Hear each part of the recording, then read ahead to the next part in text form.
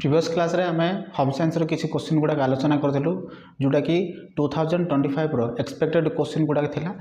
तो ठीक सेमती एठार किसी 3 मार्क क्वेश्चन आज आलोचना करवा। जो रेस्ट क्वेश्चन बढ़ी जाता से क्वेश्चन गुड़ाक देखा कि किशोरावस्था आम क्या कौचे बा किशोरावस्था कौन। किशोरावस्था जदि आम देखा यौवनर आरंभ समय को कहुच्छे किशोरावस्था। अर्थात आम जदि कहवा कि बाल्यावस्था आउ वयप्राप्त अवस्थार एटा को मध्यम स्तर बोली कहुच्छे। अर्थात किशोरावस्था यौवनर आरंभ समय को बा वयप्राप्त अवस्थार शेष पर्यंत को बुझाई थाए। अर्थात आम या कहवा कि बाल्य अवस्थार प्रारंभ बाल्य अवस्था एवं वयप्राप्त अवस्थार जो मध्यम स्तर को आम किशोरावस्था बोली कही था। यह मनुष्य जीवनर एक परिवर्तन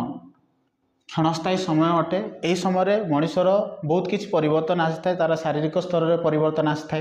शारीरिक स्तर में परिवर्तन आसी तार मानसिक स्तर में परिवर्तन आसी। यही समय किशोर और किशोरी माने वयप्राप्तर भूमिका वहन करथांती। अर्थात तांकर रेस्पॉन्सिबिलिटी आसी जाए दायित्व आसी थाए जीवन में से माने किपरि जड़े वयप्राप्त व्यक्ति जो दायित्व गुड़ाक बहन करता ठीक सेमिति एठारे मध्य जड़े किशोर बा किशोर अवस्था थिबा किशोरी माने मध्य कौन करथांती कि रेस्पॉन्सिबिलिटी दायित्व नहीं थांती। तेणु आम एति कहीपर कि किशोर अवस्था को जब आम बुझुचे तो एटा यौवनर प्रारंभिक अवस्था को आम कहे किशोर अवस्था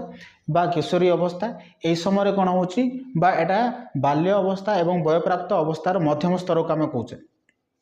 तो यह समय तांकर शारीरिक स्तर में परिवर्तन आसूची मानसिक स्तर में परिवर्तन आसी थाए। एवं एठारे यही समय कौन हुए कि किशोर बा किशोरी माने कौन करते किसी रेस्पॉन्सिबिलिटी नहीं जाती किसी दायित्व नहीं जाती कहार कि वयप्राप्त अवस्था जो दायित्व गुड़ाक भूमिका जो थाए बा दायित्व गुड़ाक रेस्पॉन्सिबिलिटी जो थाए ताको से माने बहन करथांती। परवर्ती प्रश्न देछि साइटोप्लाज्मा क्या कहुच्छे। देख प्रोटोप्लाज्मा बा फुरस जहाँकि कोषर आवरण भितरे बा न्यष्टिर बाहर थाए ताकू कहुच्छी कोशिका द्रव्य बा साइटोप्लाज्मा। अर्थात जोटा प्रोटोप्लाज्मा एवं फुरसर से कौन कोष आवरण भितरे बा न्यष्टिर जोड़ा बाहर था माने कोषर भितर बा न्यष्टि न्यष्टि हूँ केन्द्रबिंदु कोषर केन्द्रबिंदु को आम कहे न्यष्टि। तेणु न्यष्टिर बाहर आउ कोषर भितर जे रोचे ताको आम कहे साइटोप्लाज्मा। देख एथिरे अनेक गुड़ाए अंगिका थाए जहाँ तांकर आकार व गठन व कार्य गुड़ाक भिन्न भिन्न होता है। तेणु आम बुझे साइटोप्लाज्मा कौन ये कौन कोषर भितर थिबो अर्थात बा न्यष्टिर बाहर आउ कोषर भितर थिबा अंश को आम कहे साइटोप्लाज्मा। ये साइटोप्लाज्मा रो आकार एवं तार आकृति एगुड़ाक भिन्न भिन्न थाए सबुतिर आउ एमानकर कार्य मध्य कौन होता है भिन्न भिन्न होता है। रंगचक्र क्या कहुच्छे मौलिक गौण एवं मध्यवर्ती रंगगुड़िक नहीं प्रांक रंगर तालिका तैयारी करा जाय थाए जहाँ आम रंगचक्र बोली कहे। अर्थात रंगचक्र यही तालिकार रंगगुड़िक एक वृत्ताकार सज्जित कर रखा जाए ताकू रंगचक्र कहुए। अर्थात से कहे आमर जो जी रंग गुड़ाक अच्छी जमीक मौलिक रंग है गौण रंग है मध्यवर्ती रंग है एगुड़ाक गोटे गोटे सर्किल मध्य रखा जाए गोटे तालिकार रखा जाऊँगी गोटे चक्रिकार रखा जाऊँगी आम कहे वृत्ताकार सज्जित कर आम रखुचे आम कहे रंगचक्र। ये रंगचक्र जदि देखा साधारणतः हलदिया सर्वोच्च स्थान रही है बैगणी सर्वनिम्न स्थान अधिकार करे एमानकर परस्पर विपरीत स्थान अधिकार करथांती। आम जदि कहवा ये सर्वोच्च स्थान रहा हलदिया सर्वोच्च स्थान रहा आउ गोटे बैगणी ये हूँ सबुठू निम्न स्थान में थाए। तेणु एम कौन होती ये रहा उपर सर्वोच्च स्थान में हलदिया रोचे सर्वोच्च स्थान में बैगणी रोचे सर्वनिम्न स्थान में। तेणु आम कौन होता है आम बुझीपर कि ये विपरीत अर्थात हलदिया आउ बैगणी यहाँ कौन करते परस्पर विपरीत स्थान ग्रहण करते। विपरीत माने कौन गोटे सर्वोच्च स्थान रहा आ गोटे सर्वनिम्न स्थान रहा तेणु से कौन यह विपरीत स्थान ग्रहण करते। नील दक्षिण पार्श्व और लाल बाम पार्श्व अर्थात आम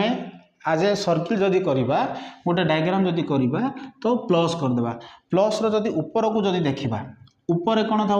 ऊपर था हलदिया तेणु आम येलो ऊपर हलदिया येलो था तेणु यहाँ सर्वोच्च स्थान रहा सर्वनिम्न स्थान में कौन था बैगणी रंग तेणु कौन हो पर्पल कलरटा तेणु पी वाई तापर पी तापर कौन नील रंग दक्षिण पार्श्व थाए ताने नील रंग कौटे था दक्षिण पार्श्व एपटे था ब्लू एपटे था कौन एपटे था रेड। आरबी वाईपी वाई है सर्वोच्च स्थान येलो पर्पल जोड़ा रही आम जब कह बैगणी रंग जोड़ा रोचे सेटा निम्न स्थान रोचे सेमती जदि दक्षिण पार्श्व देखा ताल ब्लू रोचे आउ राइट साइड कौन रोचे आम कहीपर बाम पार्श्व कौन रोचे कि लेफ्ट साइड रोचे आमर रेड कलर। तेणु ए प्रकार आम या कौन करवा आज डायग्राम हिसाब से मन रखिपर। देख प्रत्येक मौलिक रंग एवं ताहार निकटवर्ती गौण रंग मध्य भागरे गोटे लेखाए मध्यवर्ती रंग रही था। आम जो देखा प्रत्येक मध्य रंग ता माने यार जो साइड रहा ये आम आपको ब्लू को आउ येलो को जब मिसेबा ताले येलो आ ब्लू रो कॉम्बिनेशन बाहर तो यार यार सेमती जब आम करवा ताले ब्लू एंड पर्पल रो कॉम्बिनेशन बाहर तो आर मध्य सेमती कौन रही आपको कहुच्छी कौन मध्यवर्ती रंग बोली कहुच्छी जोटा कहुच्छी कि प्रत्येक मौलिक रंग एवं ताहार निकटवर्ती गौण रंग मध्य मध्य भाग जोड़ा रहा ताकू कहुच्छी कौन कि मध्यवर्ती रंग बोली कहगला। तापर रेशम मंड किपरि देबा रेशम मंड किपरि दि जाउछ एटा नेक्स्ट प्रश्न रही। रेशम वस्त्र मंड बल टाण होगापी एथिपाई गम आरबिक अठार द्रवण पानी रे बोला जाए तहिरे बुड़ाई सुखा जाए तमें कौन गोटे रेशम वस्त्र जब आम दौचे ताकू मंड देवाई टाण करने आम कौन करचे गम आरबिक अठा व्यवहार करचे द्रवण व्यवहार करचे से बुड़ेकिना कौन करचे आम सुखाऊचे तापर कौच कि ता परवर्ती से कहला कि धोइबा पर जोड़ा आम जो आरबिक जो द्रवण व्यवहार कले तापर ताको जो बोड़ीले पानी रे बुतरे के जो बाहर कले सुखेले ताको मंड दिया जाउची अर्थात सेटा टिके बहलिया रहइबो सेतिमे करा जाउची। ये कहला कि धोइबा पर आमे तो धोई देले धोइबा पर लुगा को मोड़ी एहार पानी न बाहर करी दुई पापुली मझिरे चिपी रखी बा चापी देई अधिकांश पानी बाहर करवा। से कौच कि धोइबा पर अर्थात आम कौन कले वस्त्र को धोइले धोइबा पर आपको आमको मोड़वा ना आम ताको जस्ट एमती चापीबा चापी कि कौन करवा जो पानी गुड़ाक थी से गुड़ाक बाहर करदेवा। अति बड़ लुगा को चापीबा पर गोटे बड़ टर्किश तौलिया भितर रखी चारिपटे पानी बाहर करा जाए अर्थात कौच अति बड़ जो होता चापीबा पर आम कौन कले चापीदे चापीबा पर गोटे बड़ टर्किश तौलिया भितर रखी ताकू गोटे टर्किश तौलिया भितर रखा एमती गोटे ये करके कौन करा ताकू चापीबा चापिकी कौन करवा पानी बाहर करवा। तेणु मोटामोटी भाव में आम यह जानिले कि जदि आमको गोटे रेशम वस्त्र को जब मंड देवा कहुए जो आम मंड दौचे मंड कौन दि जाऊँ मंड एथपाई दि जाऊँ कि ताकू टिके मोटा करने टिके बहलिया करने जमी नष्ट न हो सेमती मंड देले तो मंड कौन कि आरबिक बा गम आरबिक अठा जहाँ कहुच्छे ए पानी रे पकईकि आम आपको बुड़ेले प्रथम काम बुड़े सारापर आम ताको मोड़वा ना आम कौन करवा कि दी साइड को धरिकी चापीबा एमती पानी जमीक बाहर पानी बाहरी सारापर आम कौन करवा गोटे बहलिया गोटे टर्किश नहीं जा से कौन करवा से जो आमटा जो बहलिया जो लुगा थी जहाँ भी आम सफा कर पकेबा और चापीबा चापीबा फल जहाँ जो अवशिष्ट पानी थी से बाहरी यापर कौन हम आम ताकू सुखेबा। तो यहाँ थिला तार प्रोसेसटा। नेक्स्ट प्रश्न देछि कि कोष क्षीर आम क्या कहे शिशु जन्म होगा पर प्रथम दिन मातृस्तन जो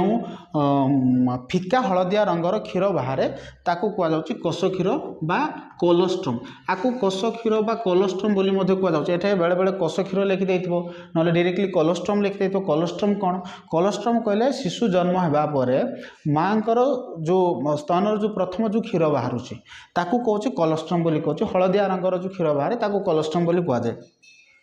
एथिरे यथेष्ट परिमाण में कौन था रोग प्रतिरोधक शक्ति था जोटा कि शिशुपाई अत्यंत आवश्यक थाए। तो तेणु पिला कौन करवा दरकार कि जन्म होगा पर जिते दूर संभव पिला को माँ क्षीर खुआवा दरकार। नेक्स्ट देखे कि तेणु शिशु जन्म होगा पर जिते शीघ्र संभव आम कौन करवा कि पिला को क्षीर खाइबा देवा। तेणु से कौन कोष क्षीर हो कि जिते बड़े जड़े छुआ जन्म हो छुआ जन्म होबार प्रथम जो माँ स्तन जो क्षीर बाहर कहुच्छे कोष क्षीर यहाँ साधारणतः हलदिया रंग टाइप थाए। तेणु छुआ जन्म होगा पर तेणु छुआ जिते जन्म हो छुआ जन्म होगा पर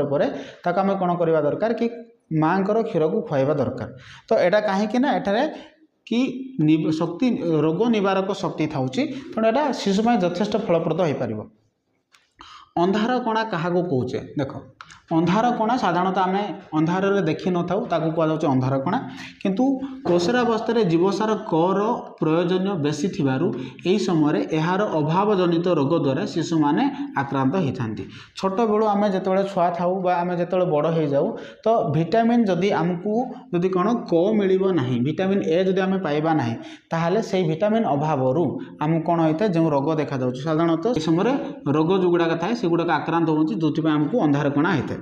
आम देश में अधिकांश लोक मानकर अंधत्व कारण है जीवसार क कारण आम जीवसार क सठिक मात्रा खाई पारु ना सठिक मात्रा पाई पारु ना जो कौन होता है कि विटामिन ए अभाव कौन होता है कि अंधार कणा होता है। देख यही रोगर प्रथम अवस्था चक्षुर नेत्रावरण झिल्ली बा चक्षु धड़ा झला आवृत देखा जाए स्वच्छ आवरण